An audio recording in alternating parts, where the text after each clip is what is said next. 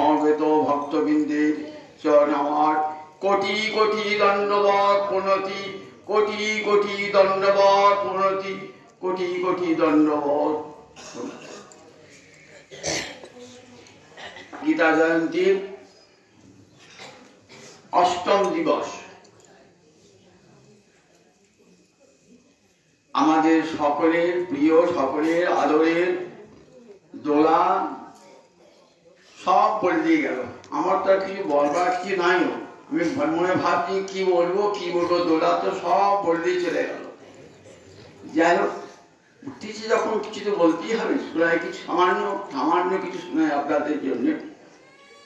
সংসার সাগরং ঘোরং তর্তুম ইচ্ছতি যো নর, গীতা নামং সমাসাদ্য পারং জাতি সুখেন স। গীতা শুনলে গীতার মহিমা শুনতে হয়। সংসার সাগরং ঘোরং তর্তুম ইচ্ছতি যো নর, গীতা নামং সমাসাদ্য পারং জাতি সুখেন স। সংসারের কথা শুনলেন তো? এই সংসার বৃক্ষের মূলটাই হচ্ছে ঊর্ধ্বে। কি আশ্চর্য দেখুন, গাছের মূলটা কোথায় থাকে? মাটির তলায় থাকে তো। কিন্তু সংসার বৃক্ষের মূল কোথায়? ঊর্ধ্বমূলং অধঃশাখম। উপনিষদে ঠিক এমনি কথা আছে, ঊর্ধ্বমূলং অধঃশাখম। এই গীতাকে বলা হচ্ছে বেদের সার। দেখুন, বেদের কথাগুলো এইসব গীতায় আছে। গীতা শুনলেই জানবেন বেদের কথা সব। ভাগবত শুনলে, গীতা আর ভাগবত এই দুটি শোনেন না, তাহলে সব বেদের কথা শোনা হয়ে যায়। কারণ গীতা হলো বেদ গাভীর দুগ্ধ, আর শ্রীমৎ ভাগবত হলো বেদ বৃক্ষের ফল। তাহলে এই দুটি শুনলেই সমস্ত গীতা ভাগবত বেদে কি আছে, চারি বেদে কি আছে জানা যায়। সংসার বৃক্ষের মূলটা ঊর্ধ্বে আর শাখা প্রসার করে নিচ্ছে। এই সংসারটাকে অতিক্রম করবে কেমন করে? এই মায়া প্রপঞ্চ। সংসার সাগরং ঘোরং তর্তুমিচ্ছতি যো নর, যে চায় এই সংসার সাগরটাকে পার হতে। সংসার সাগর পার হতে গেলে আগের দিকে শুনেছেন তো, গুণান এতান সমতিত্ব। তিনটে গুণ, সত্য রজ তম, এই তিনটে গুণকে অতিক্রম করলেই তবে সংসার সাগর পার হওয়া যায়। সোজা কথা, সত্য রজ তম তিনটে গুণ সম্যক রূপে অতিক্রম করলে তবেই পাওয়া সংসার সাগর পার হওয়া যায়। সংসার সাগরং ঘোরং তর্তুমিচ্ছতি। তর্তুমিচ্ছতি বললে কেন? অনেকেই আছেন সংসারটা ভালোবাসেন, শুনলেন তো? ওই আসুরিক সম্পদ অধিকারী অনেক আছে, তারা সংসারটাকে ভালোবাসে। বললেন সবাই সেদিন সংসার সাগর পার হতে চায় না, তাই বলেন তর্তুম ইচ্ছতি যো নর। এই সংসার সাগর পার হতে যে ব্যক্তি চায় সে কি করবে? গীতা নামং সমাসাদ্য। বললেন গোবিন্দ একটা নৌকা দিয়েছেন, সাগরে সবাই হাবুডুবু খাচ্ছে, এখান থেকে মুক্তি পেতে চাই। কি করে মুক্তি হব? আমাকে কেউ কিন্তু বাঁচাতে পারবে না। আমার পিতাও পারবে না, মাতাও পারবে না, আমার ভ্রাতাও পারবে না, আমার ভগিনীও পারবে না, আমার আত্মীয় স্বজন মিত্র কেউ আমাকে সংসার সাগর থেকে বাঁচাতে পারবে। কেন পারবে না? তারা সবাই তো ডুবে আছে। একজন নিমজ্জমান ব্যক্তি আর একটা নিমজ্জমান ব্যক্তিকে বাঁচাতে পারে কি? পারে না। তাহলে কে পারে বাঁচাতে? যে বস্তু ভাসছে না, যা ভাসছে না, যা স্থির হয়ে আছে। বললেন তাই দেখো ভগবান কি করেছেন, ভগবান করুণাময় একটা নৌকো পাঠিয়ে দিয়েছেন, গীতা নাবম, নাবমান নৌকা পাঠিয়ে। যদি জীব তুমি সংসার সাগর পার হতে চাও তাহলে এই নৌকাটা পাঠিয়ে দিলাম, এই নৌকায় চাপো। গীতা নাবম সমাসাধ্য। তাহলে অতি সুখে সংসার সাগর পার হয়ে যাবে, কষ্ট হবে না, সংসার সাগর পার হতে কষ্ট হবে না। অনায়াসে গীতা নাম সমাসত্ব পারম জাতি সুখে ন, একটু কষ্ট হবে না, পরম সুখে সংসার সাগর তুমি অতিক্রম করবে। তাহলে দেখুন গীতার কত বড় মহিমা। আজ কাটাশহরে এত লোক গীতা শুনতে এসেছিল, আমার মনে খুব আনন্দ হচ্ছে যে গীতার মহিমা জানুক সবাই, গীতা জানুক সবাই। না জানলে গীতার মহিমা না জানলে পরে গীতা তো ঘরের কোণে ঠাকুর ঘরে পড়ে থাকবে, আজকে ফুল আর তুলে দিতে হবে। গীতার ভিতরে কি আর দেখলাম না, তা তো গীতার সেবা না, এক এক গুরুর এক এক রকম সেবা। গীতার সেবা মানে গীতাকে পড়া, এটা তো গীতার সেবা। প্রতিদিন অন্তত বলেছেন যে না পড়ো একটা শ্লোক পড়ো, 8খানা শ্লোক পড়ো, তাহলে হবে। যদি না পড়ে 8খানা শ্লোক পড়লেও হবে। কারণ ভগবান কি বলছেন, বলছেন গীতামি পরমং গৃহং, গীতা আমার পরম গৃহ। ভগবান কোথায় থাকেন, কোথায় খুঁজবেন ভগবানকে? গীতা বলছে, ভগবান বলছে আমাকে গীতাতেই পাবে। গীতামি পরমং গৃহ, গীতাশ্রয় তিষ্ঠামি, আমি গীতার আশ্রয়ই থাকি। গীতা জ্ঞানং সমাশ্রিত ত্রিলোকান পালয়ামি, আমি গীতা জ্ঞানকে আশ্রয় করি, 3টে লোক পালন করে থাকি। তাহলে বুঝতে একবার গীতার কত বড় মহিমা। তার 18টা অধ্যায়, 15 অধ্যায়ের নাম পুরুষোত্তম যুগ। এই পুরুষোত্তম লেগে শুনলেন, সংসার বৃক্ষটার কথা শুনলেন তো, আমরা সবাই সংসারে রয়েছি। ঊর্ধ্বমূলং অধঃশাখং অশ্বথং প্রাহুরপ্যয়ম, সংসারটাকে তুলনা করলেন অশ্বথ বৃক্ষের সঙ্গে। কেন অন্য কোনো গাছের সঙ্গে তুলনা করলেন না, অশ্বথ বৃক্ষের সঙ্গে তুলনা করলেন কেন? একটি তাৎপর্য আছে। স তাদর সাহেবের স মানে সংস্কৃতে আগামীকাল, সস্থাস্যতি ইতি, আগামীকাল থাকবে যা, তাকে বলে সত্তা। তাদর সাহেবের তয় থাকে সত্য মানে যা আগামীকাল থাকবে। স মানে আগামীকাল, স্থাস্যতি মানে থাকবে, আগামীকাল যা থাকবে তাকে বলে সত্য। তার বিষয় হয়ে তয়ে থয়ে বিসর্গ। আর আগামীকাল যা থাকবে না, না থাস্যতি, সেটি হলো অসত্য। আরে অসত্য, আগামীকাল যা থাকবে না, এই অটা কি জন্যে? নমর্থক, অর্থাৎ না বোঝাবার জন্যে অটি, অর্থাৎ স ন স্থাস্যতি, আগামীকাল এই সংসারটা থাকবে না। আজকে যে সংসারটা দেখছেন কাল আর থাকবে না। আমি দেখুন না, আপনার জীবনের মধ্যে কাটার কত পরিবর্তন। একদিন দেখেছেন তো সারটার ময়দানটা আমরা রেখেছি ছোটবেলাতে, জমি চাষ হতো, আর সেখানে কেমন হয়ে গেছে দেখুন, কতগুলো বাড়ি উঠে গিয়েছে। আবার 50-60 বছর বাদে দেখবেন সেখানে আর কোনো বাড়ি ঘরও নাই। আবার যেখানে বাড়ি ঘর ছিল না সেখানে বাড়ি ঘর গজিয়ে উঠেছে। যে বাড়িটা দেখেছেন 100 বছর পর গেলে সে বাড়িটাই আর নাই। তাহলে এই সংসারে ছোটখাটো ক্ষুদ্র বস্তু দেখতে পাই, আর যেটা আছে কাল ছেড়ে নাই। তাহলে সংসারটাও ঠিক 100 বছর আগে, 500 বছর আগে যে এই পৃথিবীতে যেমন ছিল, 500 বছর কত পাল্টে গেছে। প্রতিনিয়ত পরিবর্তনশীল জগৎ। মানে কি? গচ্ছতি ইতি জগৎ। গচ্ছতি মানে কি? যা চলছে, সব সময় চলমান জগৎ, সব সময় চলমান, সময় থেমে থাকে না, সব সময় চলছে জগৎ। গচ্ছতি ইতি জগৎ, তাই বলা হয় জগৎ বলা হয় কেন? গচ্ছতি, সব সময় চলমান, কখনো থেমে থাকে না, তাই জগৎ। আজকে সংসারটা দেখছেন যা, কালা থাকবে না। অশ্বথ বৃক্ষ ঊর্ধ্বমূলম, এই মূলটা ঊর্ধ্বে। তা গাছের তো পাতা থাকে, পাতা কি করে? গাছকে রক্ষা করে। পাতাকে গাছের রান্নাঘর বলা হয়, খাদ্য তৈরি করে, সেই খাদ্য পাতাকে গাছকে পাঠিয়ে দেয়, তবে গাছ বেঁচে থাকে। তাহলে গাছকে রক্ষা করে পাতা তো। তাহলে বললেন এই যে সংসার বৃক্ষটাকে রক্ষা করেছে কে? ছন্দাংশী যস্য পর্ণানি। ছন্দ মানে বেদ, 4 বেদ, উপনিষদ, এরা পর্ণানি। পর্ণ মানে পাতা। বেদ হলো এই সংসার বৃক্ষের পাতা, সংসারটাকে রেখে দিয়েছে কি করে? কোন এটা অধর্ম এটা ধর্ম এই নির্ণয় করি।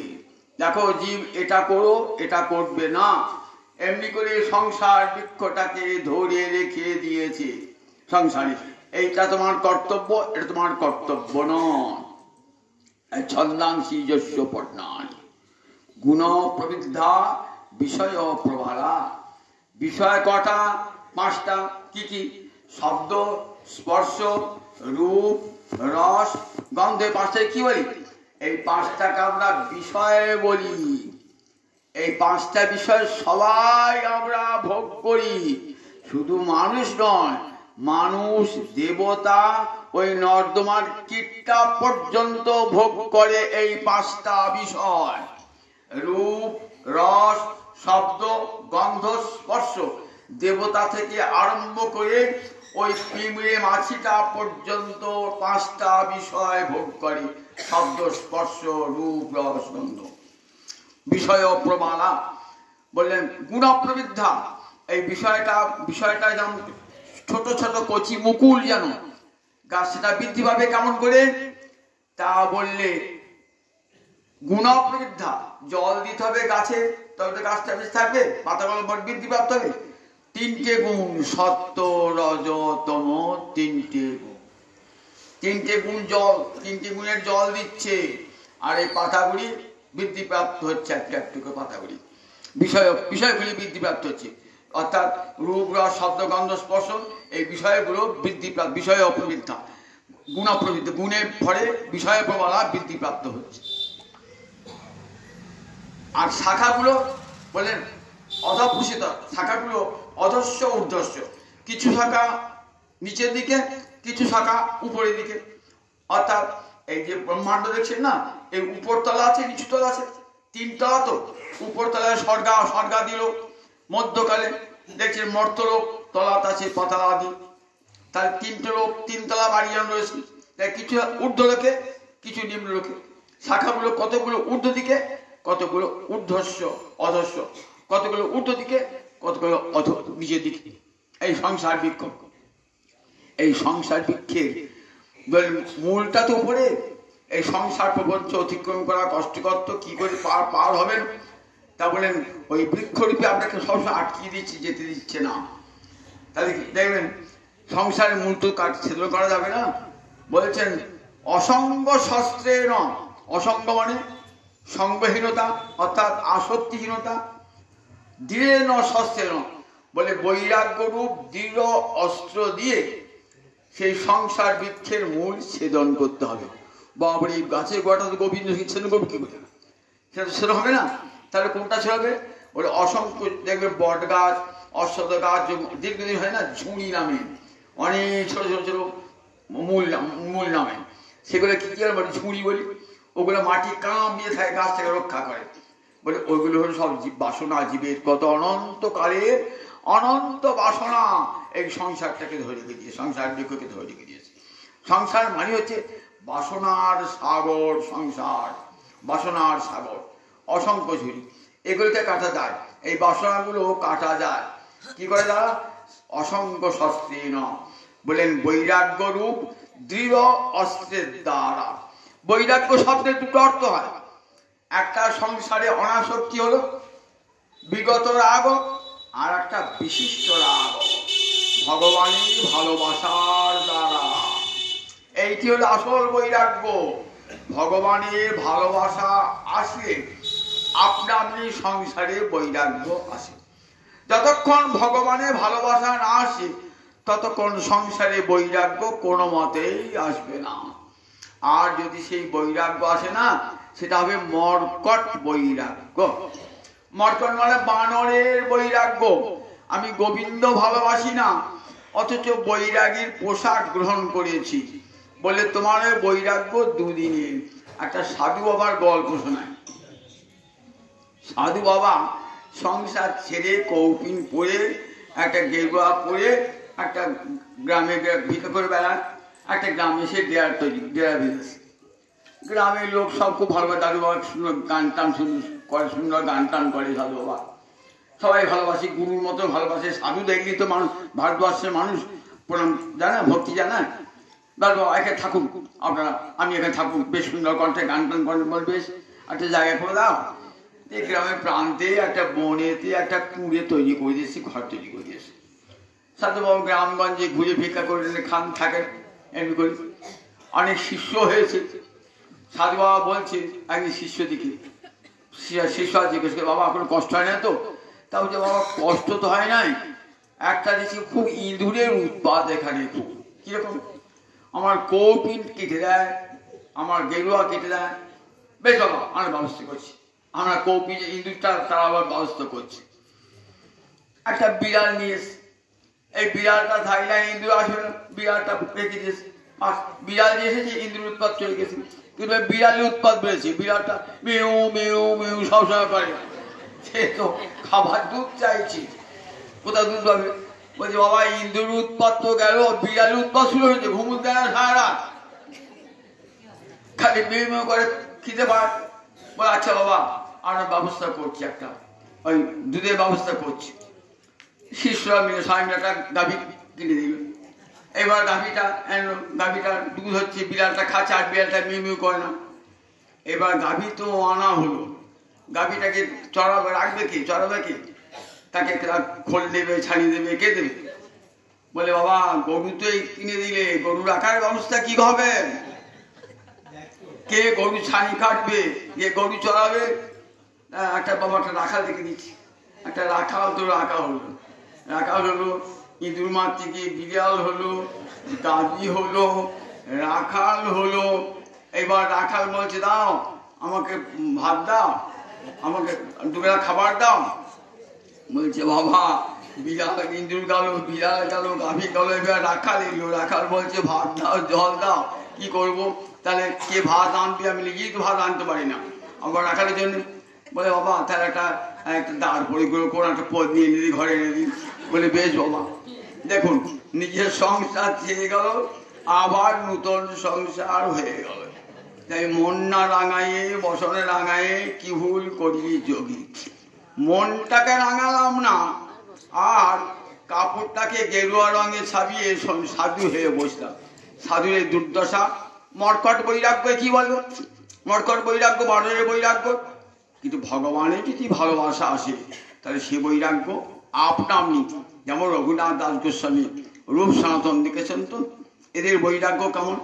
এদের বৈরাগ্য ভগবানকে ভালোবেসে ঘর ছেড়েছেন এরা।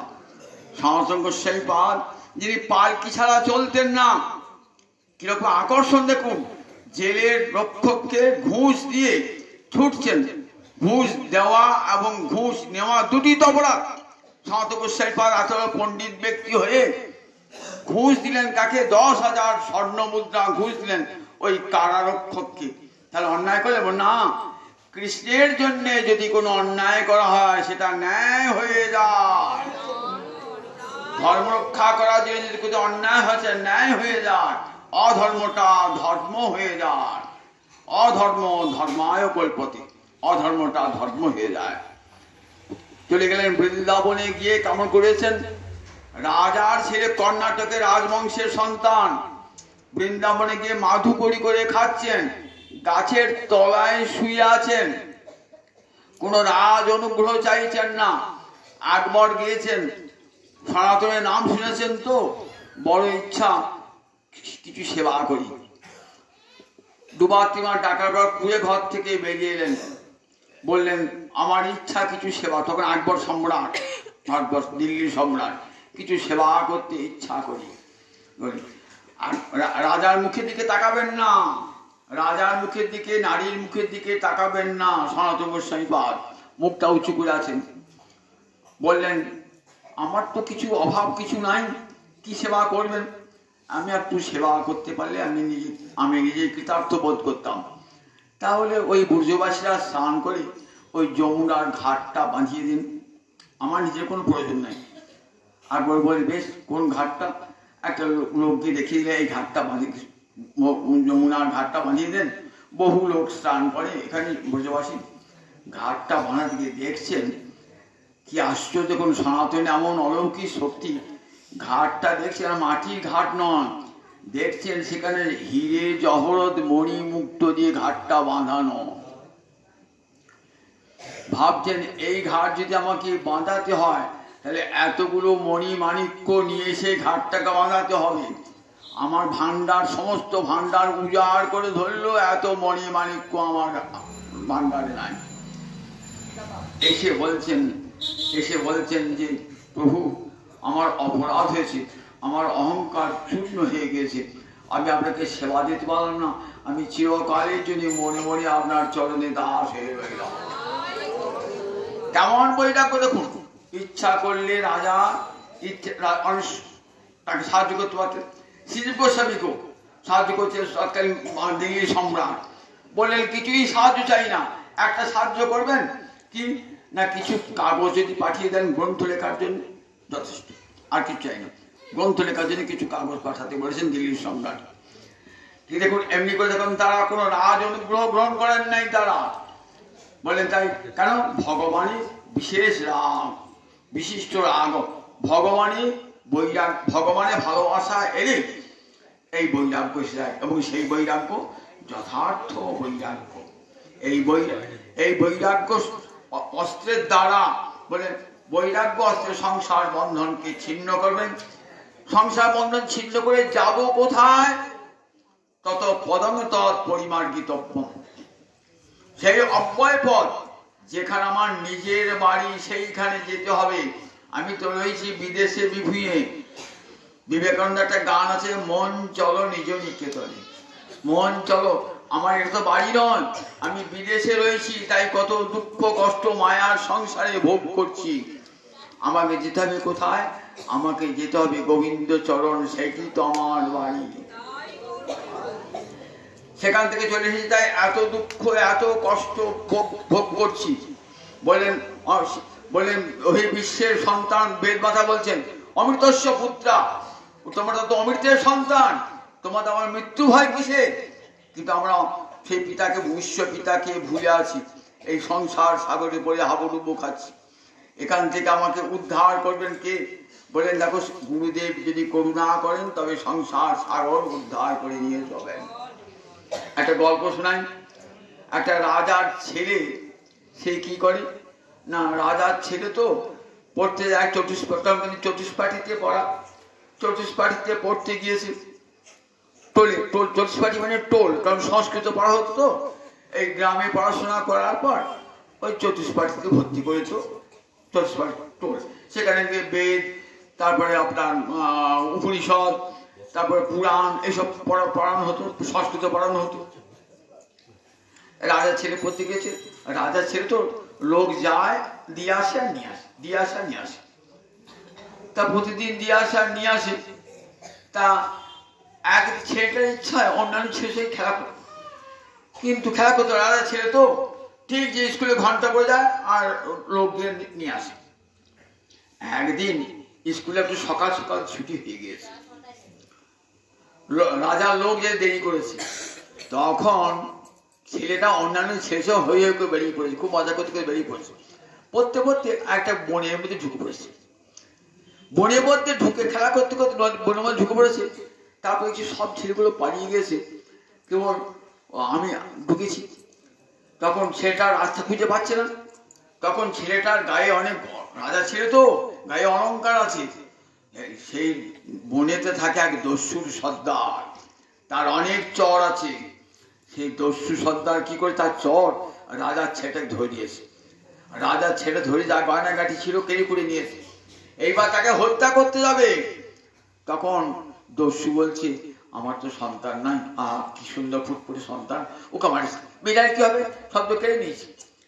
এইবার প্রথম 2-4 দিন কান্নাকাটি করে ছেলেটা, থাকতে থাকতে সব ভুলে যায় অন্যান্য ছেলের সঙ্গে খেলা করতে করতে। এদিকে রাজা কাঁদছেন, রানী কাঁদছেন, ছেলে আমার কোথায় গেল, ছেলে আমার কোথায় গেল। কোনো মতেই আর ছেলের সন্ধান পায় না। অবশেষে একদিন একটা জ্যোতিষী এলো। জ্যোতিষী এসে বলছে, রাজা কাঁদছেন কেন? বলেন, আমার একমাত্র সন্তান হারিয়ে গেছে, আমার সন্তানকে এনে দেবেন। বললেন, রাজা আমি তোমাকে প্রতিশ্রুতি দিয়ে গেলাম, তোমার হারানো সন্তানকে আমি তোমার কাছে এনে দেবো। বলে, এনে দাও, তুমি যা চাইবে তাই দেবো, আগে তো আনি, তারপরে আমরা পুরস্কার নেব, এই বলে চলে গেলেন। জ্যোতিষী ঘুরতে ঘুরতে ঘুরতে সেই বনে গিয়ে হাজির। দেখছেন রাজার ছেলের যা যা চিহ্ন, রানী যা বলেছেন ঠিক সেই রয়েছে।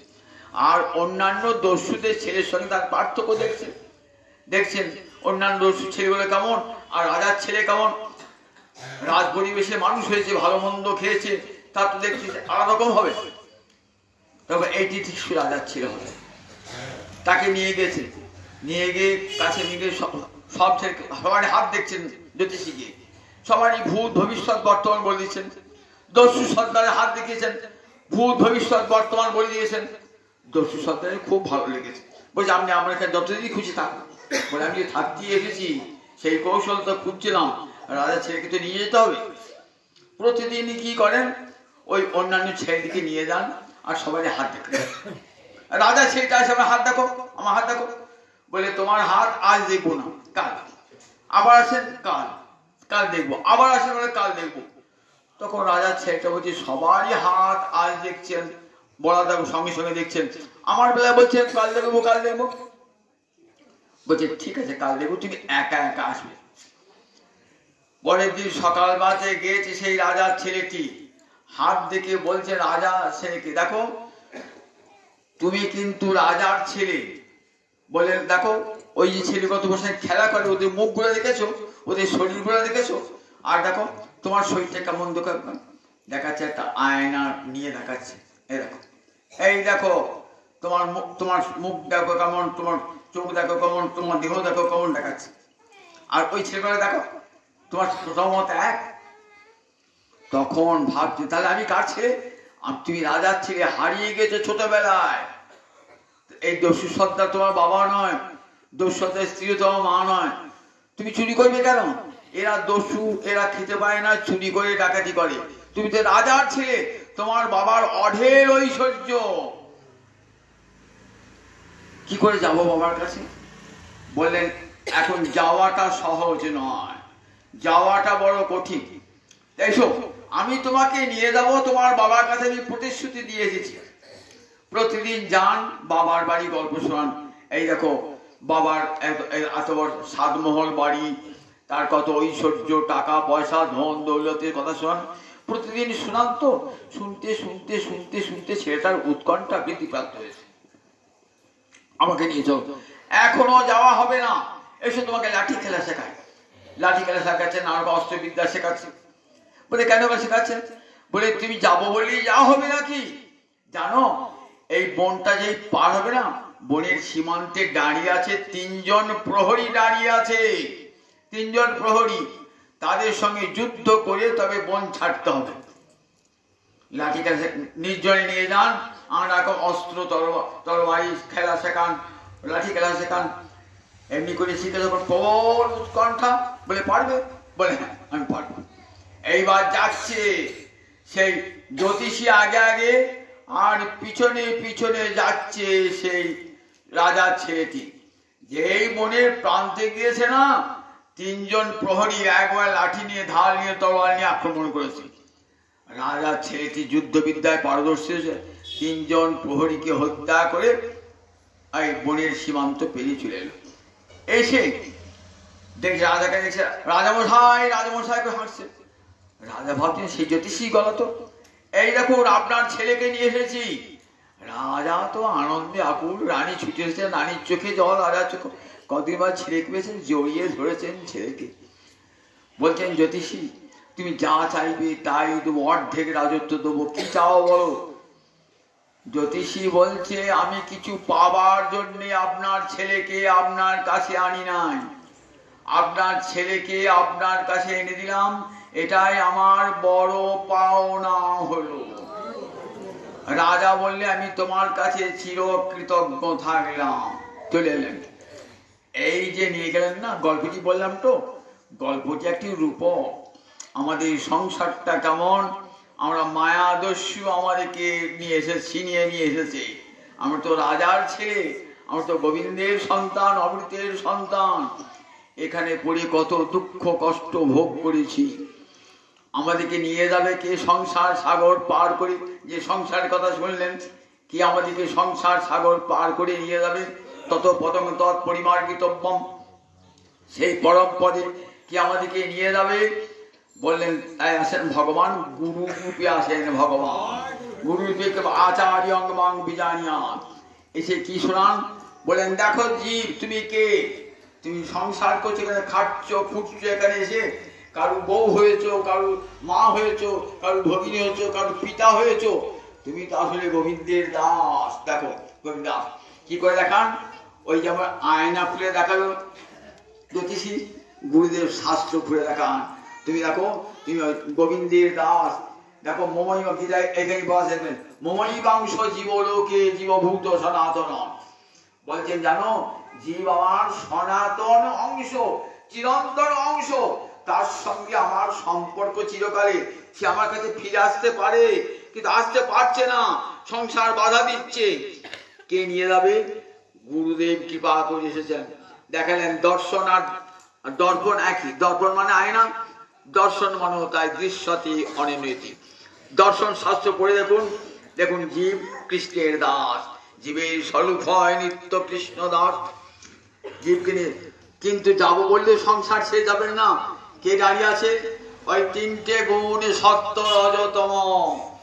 ওই সত্য রজতম তিন গুণকে হত্যা করতে হবে। কি করে হত্যা করলেন? ওই অসঙ্গ শস্ত্রের দৃঢ় চিত্ত, দৃঢ় বৈরাগ্য দ্বারা, তীব্র বৈরাগ্যের দ্বারা ওই তিনটে গুণকে হত্যা করে তবে গোবিন্দের রাজ্যে পৌঁছাবেন। যখন গুরুদেব নিয়ে যাবেন, শাস্ত্র কথা শুনিয়ে শুনিয়ে অন্তরে প্রবল উৎকণ্ঠা বাড়াবেন। যতদিন গুরুর কাছে হরিকথা শুনবেন, শুনতে শুনতে শুনতে শুনতে মন উৎকণ্ঠিত হয়ে যাবে। তখন সত্যিকারে আমি আর দুঃখে থাকবো কেন? এত দুঃখ সব ভোগ করবো কেন? আমার বাবার এত ঐশ্বর্য, এত সুখ সম্পদ, সেই গোবিন্দের কাছে এই আমি সুখ পাবো। তত পদমে তৎ পরিমার্গিতব্যম, সেই পথে সন্ধান করতে হবে। যে ন প্রবৃত্তি পুষিতা পুরাণী, যেখান থেকে চিরন্তনী সংসার প্রবৃত্তি এসেছে, সেইখানে আমাকে ফিরে, সেই গোবিন্দ পদমূলে আমাকে ফিরে যেতে হবে। সেটাই তো আমার আসল বাসস্থান। গুরুদেব নিয়ে যাবেন। এই তিনটে প্রহরী অর্থাৎ সত্য রজতম তিনটে গুণকে হত্যা করে কি দিয়ে? এই এখনই শুনলেন তো, বৈরাগ্যরূপ অস্ত্র দ্বারা তাদেরকে হত্যা করে গুরুদেব নিয়ে যাবেন কোথায়? গোবিন্দের কাছে। গোবিন্দ বলবেন, গুরুদেব আমার সন্তানকে এনেছো। গুরুদেব বলবেন, এই নাও তোমার সন্তানকে আমি তোমার কাছে এনে দিলাম। গোবিন্দ খুশি বলবেন, গুরুদেব তুমি কি চাও বলো। গুরুদেব বলেন, কিছু পাবার জন্য তোমার সন্তানকে তোমার কাছে আনি না, তোমার সন্তানকে তোমার কাছে এনে দিয়ে আমি খুশি হয়েছি, এটাই আমার বড় পাওনা। বললেন, তুমি আজ থেকে গুরুদেব তো আমি তোমার কাছে কৃতজ্ঞ, তুমি থাকবে আমার বাম পার্শ্বে, আর তোমার সেবা হবে আমার আগে। তোমার সেবা, তোমাকে যদি কেউ সেবা না করে আমি তার সেবা গ্রহণ করব না। এখন কে নিয়ে যাবে? তত এখানে বলছে, কিন্তু যাবার যোগ্যতা বলেছিস কেমন? জিত কেমন বললেন? নির্মাণ মহা জিত সঙ্গ দোষা, এই যোগ্যতা চায়। অভিমান থাকলে হবে না অন্তরে, মোহ থাকলে হবে না। সব মোহ দূর হয়ে ভক্তি মহারানী হৃদয়ে প্রবেশ করলে পরে সব অভিমান দূর হয়ে যায়, মোহ দূর হয়ে যায়। জিত সঙ্গ দোষা, সব আসক্তি দূর হয়ে যাবে ধীরে ধীরে, আসক্তি দূর হয়ে যাবে। জিত অধ্যাত্ম নিত্যা, আত্মজ্ঞানী প্রবল নিষ্ঠা আসলে অধ্যাত্ম নিত্যা। বিনিবৃত্ত কামা, সমস্ত কামনা থেকে ধীরে ধীরে ধীরে ধীরে মনকে মুক্ত করবেন। তারপরে কোথায় কোথায় যাবেন তা বললেন, সেই পরম পদম যে পদ, ওম বিষ্ণু ওম বিষ্ণু ওম তদে বিষ্ণু পরম পরমে জলা সদা পশ্যন্তি সূর্য দিবিব চক্ষুরাততম। ঋগ্বেদের প্রথম মন্ডলের 22 অনুবাকে এই বিষ্ণু সূক্ত কি বলছেন দেখুন। ওম বিষ্ণু ওম, আপনি আসবেন সবাই এই মন্ত্র সবাই বলেন, কিন্তু যে কোনো আজ গুরু মন্ত্র জপ করতে গেলে আগে আসবেন করতে হয়। ওম বিষ্ণু ওম তদ বিষ্ণু পরমং পদম, বিষ্ণুর পরম পদ, ওইটি তো যেতে হবে। ওই দেখে দিচ্ছেন বিষ্ণুর পরম পদ, ওইটি তো আমার রাজবাড়ি, আমি রাজা ছিল হারিয়ে গেছি, ওকে যাবো তো। বিষ্ণু পরম পদম কে দেখছি? আমি দেখতে পাচ্ছি না তো, কারা দেখছেন? সদা পশ্যন্তি সূরয় বিদ্যান জনগণ, ভক্তিমান জনগণ, গোবিন্দ চরণে আশ্রিত জনগণ। সদা পশ্যন্তি সূরয়, আকাশে দিবিব মানে আকাশে প্রসারিত চক্ষু যেমন নির্মল ভাবে সব দেখতে পায়, ঠিক তেমনি করে স্পষ্ট করে দেখতে পাচ্ছেন। কারা দেখতে? আমরা পাচ্ছি না, কিন্তু তারা দেখতে পাচ্ছেন। সে রামকৃষ্ণদেব কি বিবেকানন্দ বলেছেন না, বিবেকানন্দ বলছেন তুই ঠাকুরকে ভগবানকে দেখেছ? তাহলে হ্যাঁ আমি দেখেছি। আমাকে দেখাতে পারবে? হ্যাঁ দেখাতে পারবো। চল গিয়ে করেছেন জলেতে একবার টিপে ধরেছেন, একবার জলে ডুবিয়ে ছেড়ে দাও ছেড়ে দাও ছেড়ে দাও ছেড়ে দাও, অনেক খবর ছেড়ে দিয়েছেন। বললে দেখ ঠিক এইরকম যখন উৎকণ্ঠা আসবে ভগবানকে দেখবার জন্যে, গুরুর কাছে কথা শুনতে শুনতে, তখনই ভগবত দর্শন, সেই পরম পদ দর্শন হবে। তত পদন্ত পরিমার্গিতব্য কে নিয়ে যাবে? গুরুদেব আচার্যদেব নিয়ে যাবেন, সেই পরম পদে নিয়ে যাবেন। এই সংসার সুখ থেকে নিয়ে যাবেন কোথায়? গোবিন্দ চরণ কমলে নিয়ে যাবেন সংসার সুখ থেকে। বলেন এই ঊর্ধ্বমন কোথায়? সেই পুরুষোত্তমের কাছে। সেই পুরুষোত্তম যিনি পুরুষের, যিনি অক্ষর পুরুষ থেকে উত্তম, অক্ষর পুরুষ থেকে উত্তম, যিনি পুরুষোত্তম, সেই গোবিন্দ পদমূলে পৌঁছিয়ে দেবেন গুরুদেব। সেখানে পৌঁছে দিয়ে গুরুর কাছে চিরকাল ভগবান কৃতজ্ঞ থাকবেন, আবার জীব কৃতজ্ঞ যে আমি সংসার দুঃখ অতিক্রম করি। তাই অখণ্ড মণ্ডল আকার ব্যাপ্ত যেন চরাচরম তৎপদমে দর্শিত যেন তস্মৈ শ্রী গুরবে নমঃ। সেই গুরুর কাছে চলে যাবো আমরা, সেই ভগবানের কাছে চলে যাবো গুরুর করুণাতে। গুরুদেব করুণা করে অন্তরে বৈরাগ্য নেবেন, বৈরাগ্যের দ্বারা সংসার বৃক্ষ ছেদন করে চলে যাব। সংসারে কাম ক্রোধ লোভাদি সব পরিত্যাগ করে যখন গুরু নির্দেশিত পথে হাঁটতে পারবো, সমস্ত দৈব গুণের অধিকারী হয়ে দৈবী সম্পদ বিমোক্ষায়, দৈব আসু সম্পদ বিভাগ খুললেন তো, দৈবী সম্পদ বিমোক্ষায় নিবন্ধায় আসুই মতা। দম্ভ দর্প অভিমান এগুলো যদি থাকে তাহলে কোনোদিনই ভগবানের কাছে দেওয়া যাবে না। গুরুর কৃপাতে কি হবে? ওইগুলি সব দম্ভ দর্প অভিমান সব দূর হয়ে যাবে। তখন মানুষ দৈবী সম্পদের অধিকারী, আর দৈবী সম্পদের অধিকারী হয়ে গোবিন্দ চরণে চলে যাবে। সংসারের সামান্য সুখ খাওয়া ভোগ করবার জন্য আমরা সংসারে আছি। একটা পালাবেন না, একটা হাসি গল্প শুনিয়ে আজ বক্তব্য শেষ করব। একটা বনের গাধা এসে একটা সার্কাসের গাধার কাছে, দুজনা বন্ধুত্ব হয়েছে। বনের গাধা আর সার্কাসের গাধা। সার্কাসের গাধাটা ভালো করে খেতে পায় না, রোগা হয়ে গেছে, আর বনের গাধাটা ভালো মন্দ খায় তো খেয়ে বেশ মোটা সোটা হয়েছে। তুই কোথায় থাকিস? আমি সার্কাসে থাকি। তা ভালো খেতে দেয় তোকে? ওই না না ভালো করে খেতে দেয় না, খাটিয়ে মারে, খেতে দেয় না। তুই পালিয়ে আয়। বলছি পালিয়ে তো আসতাম রে, পালিয়ে আসতে পারছি না। কেন পালিয়ে আসতে পারছি না? তা জানিস তো ওই সার্কাসের যে ম্যানেজার না, ওর একটা সুন্দরী মেয়ে আছে। সে কি করে? এই তারের উপর দিয়ে চলে, তারের উপর দিয়ে চলে তো। তা ম্যানেজার কি বলে? যদি পড়ে যাস না ওই গাধাটার সঙ্গে তোর বিয়ে দিয়ে দেবো। তারের উপর চলে, যদি পড়ে যায়। আমিও তককে তককে আছি কবে মেয়েটা পড়ে যায়। আমি ভাবি পালিয়ে আসবো, কিন্তু পালিয়ে আসবো যদি মেয়েটা পড়ে যায় তাহলে মেয়ের সঙ্গে অন্তত বিয়ে হবে, পালিয়ে আসবে। আমাদের ঠিক সেই অবস্থা। সংসার ছেড়ে যাবো কি?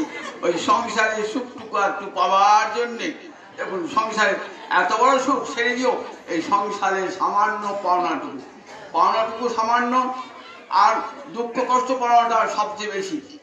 এই সংসারকে ধরে পালাতে পারছি না, সংসার ছেড়ে পালাতে পারছি না, সংসার আমাদেরকে আটকে রেখে দিয়েছে।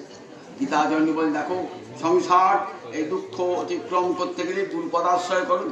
গুরু পদাশ্রয় করি সংসার সুখকে, সংসার সুখের মুখে তুলে দিয়ে ছাই, নগরে মাগিয়া খাবো গাহিয়া তাই। সংসার সুখের মুখে তুলে দিয়ে ছাই, নগরে মাগিয়া খাবো গাহিয়া তাই। যে দেশে নিতাই নাই সে দেশে না যাব, নিতাই বিমুখ জনার মুখ না হেরিব।